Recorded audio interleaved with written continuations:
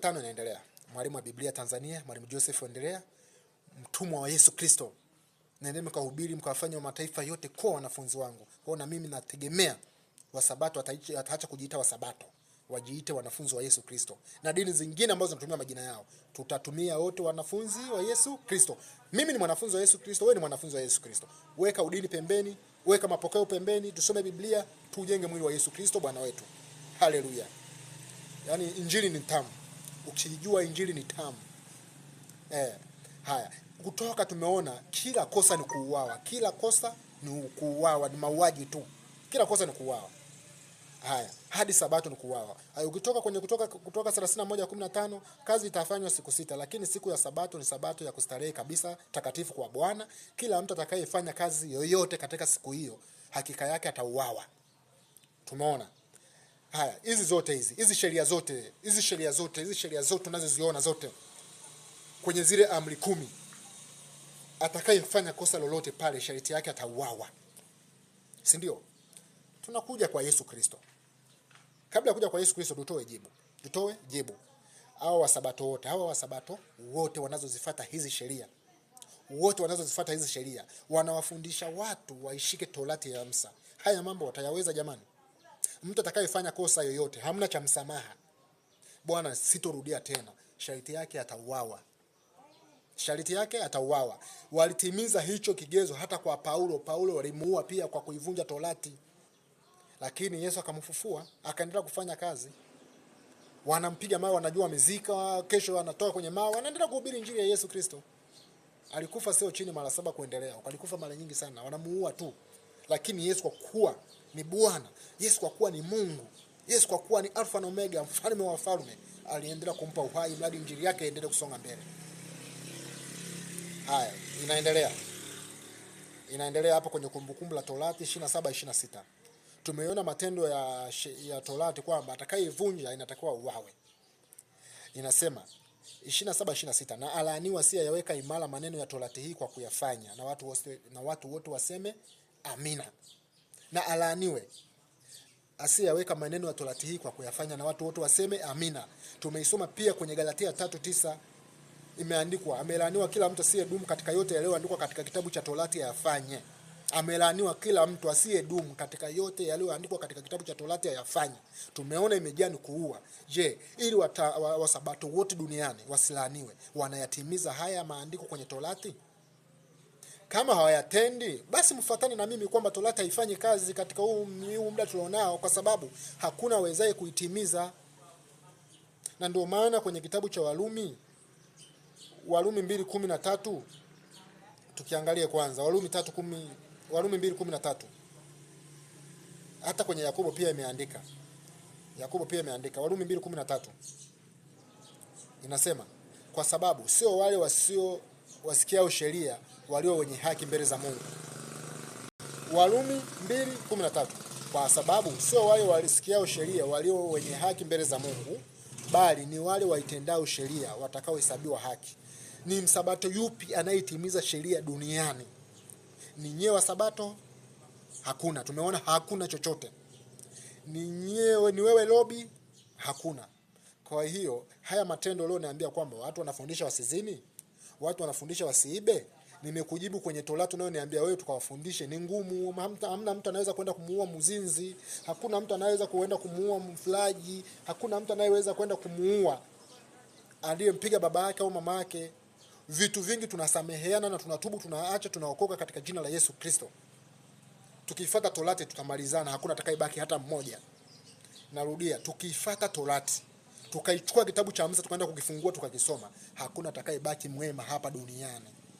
Kwa sababu walio wengi tulikuwa tunaishi kwa matendo maovu, tukasamehewa bila kuhukumiwa na mtu, tukayaacha katika jina la Yesu Kristo, tukaokoka, tukapata uzima wa milele. Na tukawa watakatifu katika Kristo Yesu. Nakupa majibu kwenye Agano Jipya sasa. Maana uliniambia, kwenu mnafundisha watu wazini? Kwenu nafundisha nikakutolea sasa hizo za kwako za kuzini zikoje huko? Sheria zake ni ngumu. Na mtu akizini kwenye Torati tumeona hukumu yake kwamba ni hii na haitendeki kwa Sabato. Na Torati inasema atakayevunja asipoyatenda amelaaniwa. Kwa hiyo tumgundua nyie mko kwenye kundi la kulaaniwa. Na ndio maana Biblia inasema kwenye Torati imejaa laana tu, laana isiyo sawa, msilaani. Maana walisema laaniwe, lakini sisi tunasema usilaani. Tuangalie hapa kwenye Agano Jipya. Je, tunamuua mtu anayezini? Je, mtu anayezini hukumu yake ni nini? Maana sheria zetu sisi sio ngumu kama Torati. Torati ni ngumu. Tunapochukua sheria zake sio ngumu.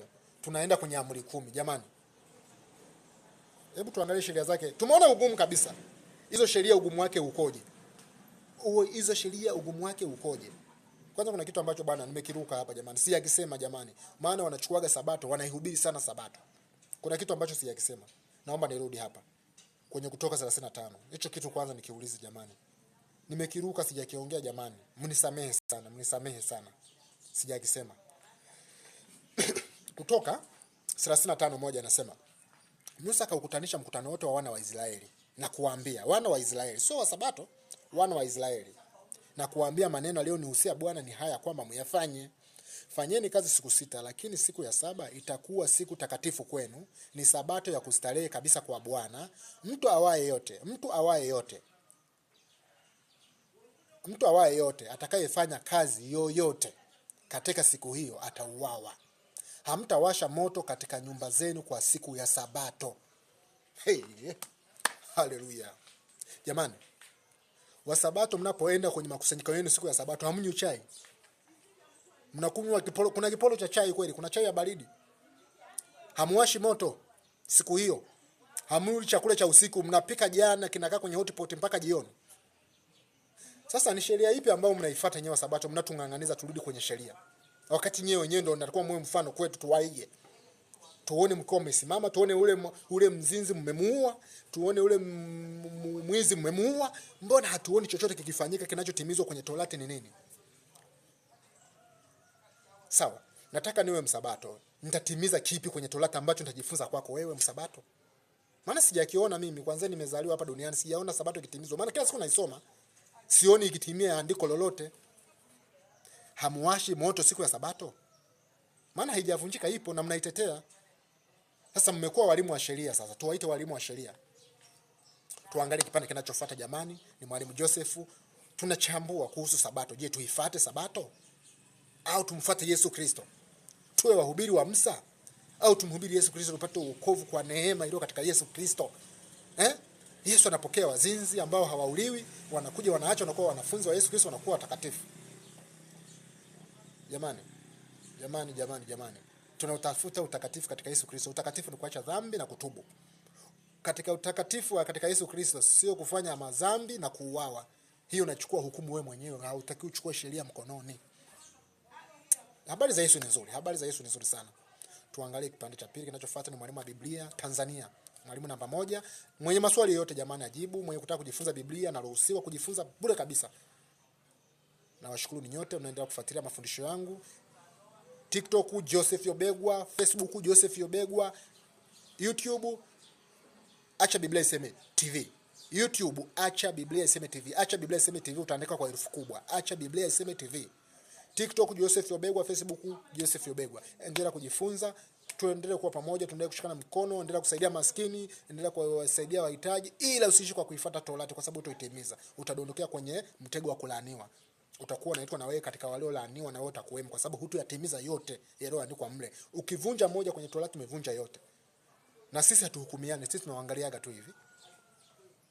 Tuangalie sehemu nyingine inayofuata.